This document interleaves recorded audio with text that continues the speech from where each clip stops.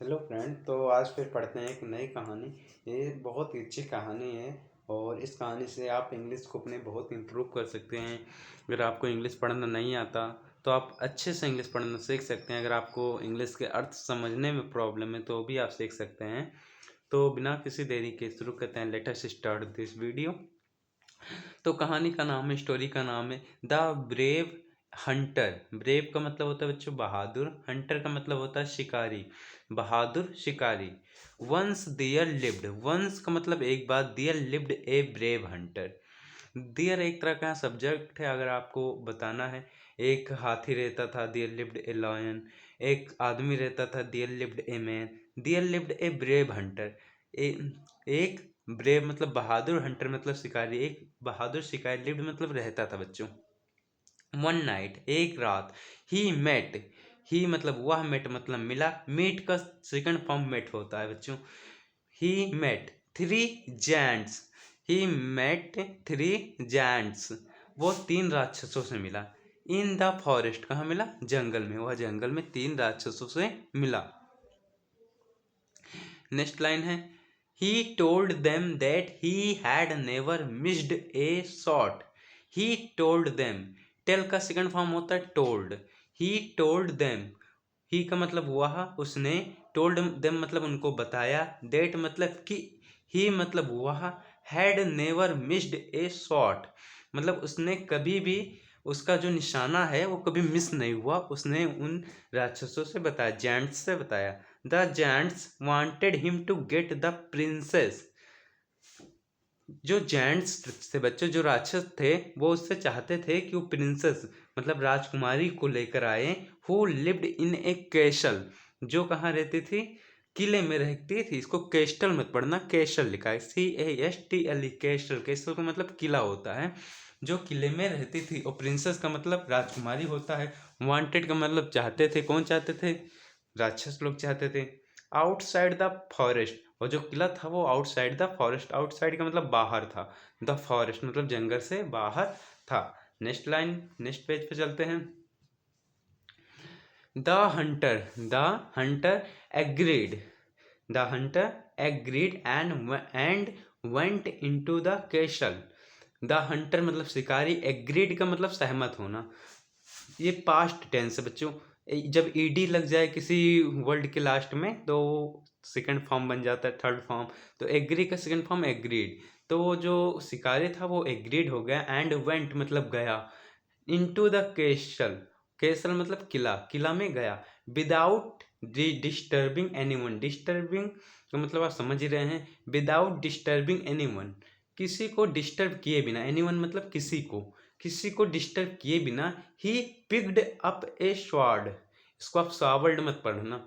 बहुत बच्चे SWORD सावर्ड पढ़ेंगे, बट ये स्वॉर्ड लिखा है, स्वॉर्ड। स्वॉर्ड आप पढ़ेंगे इसको। ही पिक्ड अप, उसने उठाया, ए स्वॉर्ड, वह महल में घुसा तो किले में, और उसने वहां से एक स्वॉर्ड मतलब, स्वॉर्ड मतलब तलवार होता है, स्वॉर्ड है, स्वॉर्ड मतलब तलवार, उसने एक तलवार उठाई।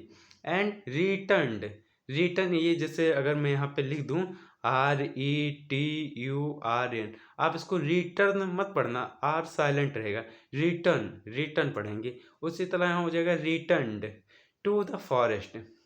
तो he picked up a sword, उसने तलवार उठाई। And returned to the forest, और जंगल की ओर लौटा। He tricked the giants, giants का मतलब राक्षस। उसने राक्षस को क्या दिया? चकमा दिया। ट्रिक्ड का मतलब किसी को चकमा देना, धोखा देना। उसने जेंट्स मतलब राक्षसों को चकमा दिया। And chopped off their head, chopped off का मतलब बच्चों काटना, चॉप करना, काटना। उसने उनके दियर, दियर का मतलब उनके हेड का मतलब सर को चॉप्ड कर दिया मतलब काट दिया। वन बाई वन मतलब एक के बाद एक के सर को काट दिया। विद हिज स्वॉर्ड, अपने किससे? स्वॉर्ड से। स्वॉर्ड मतलब तलवार से, स्वॉर्ड से काट दिया। नेक्स्ट लाइन है, द किंग हियर्ड, हियर्ड का मतलब सुना। हियर मतलब होता है बच्चों सुनना, सुनना, उसका सेकंड फॉर्म होता है हियर्ड। द किंग हियर्ड, राजा ने सुना। एंड प्रोक्लेम्ड, प्रोक्लेम्ड का मतलब अनाउंसमेंट करना, घोषणा करना। तो प्रोक्लेम्ड प्रोक्लेम्ड घोषणा कर दी, whoever क्या घोषणा की, राजा ने क्या अनाउंस किया, whoever का मतलब होता है जो भी, whoever killed the gents will marry my daughter, जिसने भी जेंट्स मतलब राक्षसों को मारा है मेरी बेटी से शादी करेगा। बट बिल तब आता है फ्यूचर टेंस में आता है करेगा, तो बिल यहाँ आया। बट द प्रिंसेस, बट का मतलब लेकिन, द प्रिंसेस मतलब राजकुमारी, did not want to marry just anyone, जो राजकुमारी थी वो किसी मतलब ऐसे ही आदमी से नहीं शादी करना चाहती थी। And left the palace, left का लीप का सेकंड फॉर्म बच्चों लेफ्ट होता है, LEAVE, लीप का सेकंड फॉर्म लेफ्ट होता है, लीप का second form left. And left the palace, और उसने महल को छोड़ दिया मतलब छोड़ के चली गई कहीं। सी स्टार्टेड लिविंग इन ए हट, हट का मतलब झोपड़ी, in the forest. She started उसने शुरू किया, लिविंग रहना, इन ए हट मतलब झोपड़ी में, इन द फॉरेस्ट उसने, जो राजकुमारी थी वो जंगल में एक झोपड़ी में रहना शुरू कर देती है। वन डे एक दिन, the Hunter was passing by, passing by का मतलब गुजर रहा था, हंटर मतलब शिकारी, वाज पासिंग बाई शिकारी गुजर रहा था। द प्रिंसेस रिकॉग्नाइज्ड, रिकॉग्नाइज का सेकंड फॉर्म बच्चों रिकॉग्नाइज्ड होता है, रिकॉग्नाइज्ड बहुत सारे वर्ड का सेकंड थर्ड फॉर्म ईडी लगा देने से लास्ट में बन जाता है। तो द प्रिंसेस मतलब राजकुमारी रिकॉग्नाइज्ड हर फादर्स स्वॉर्ड, जो राजकुमारी थी उसने अपने फादर के स्वॉर्ड मतलब तलवार को पहचाना। हर का मतलब यहाँ अपने, देखिए लड़की के लिए हर लगता है, जब कोई लड़की कहे अपना तो हर लगेगा, लड़का कहे तो हिज लगता है। हम के लिए अपना की इंग्लिश, जैसे हम अपना काम करते हैं वी डू अवर वर्क, तुम अपना काम करते हो तो यू डू योर वर्क, वह अपना काम करता है ही डज हिज वर्क। तो अपना की इंग्लिश बच्चों बदलती रहती है।